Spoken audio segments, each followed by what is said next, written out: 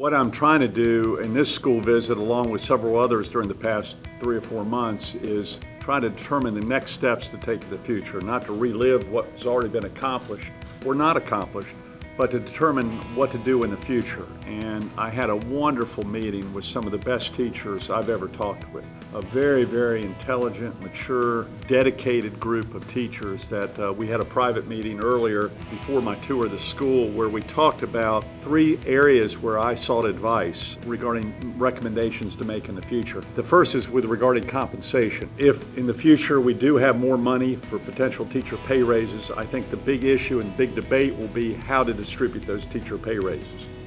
And one thing that we've learned, that there's no consensus among the education community. There was a pretty strong consensus among this teacher group that I met with, but the issue is, do you do it across the board? Do you do it based upon performance? Do you do it based upon market rate conditions? Do you have the concept, which I've proposed in the past, of lead teachers, where teachers can be promoted within the teaching profession without having to become an administrator or a principal?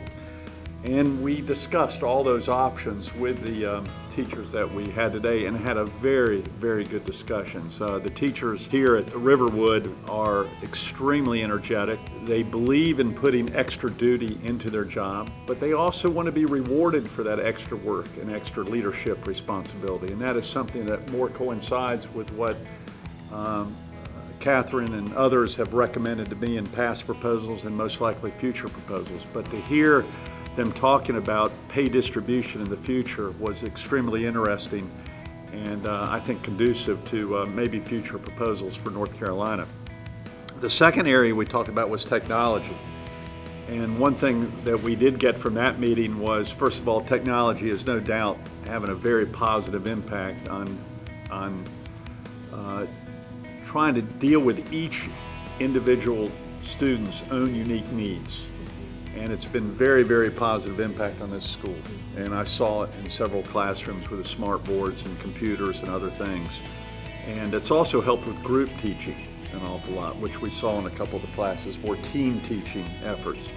I think the biggest feedback that I got in the future is we've got to make sure that we have monies available to continue to repair any technology that breakdowns or buy the most up-to-date technology that's available.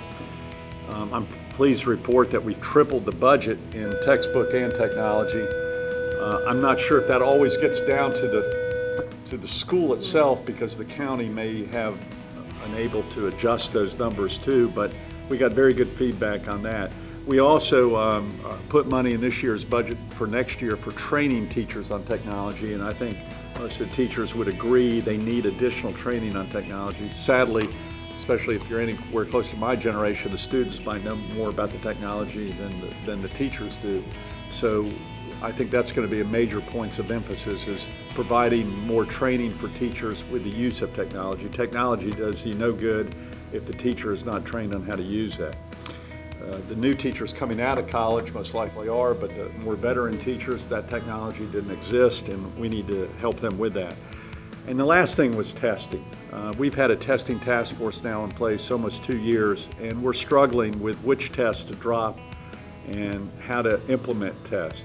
And we got some very good feedback from this group on testing.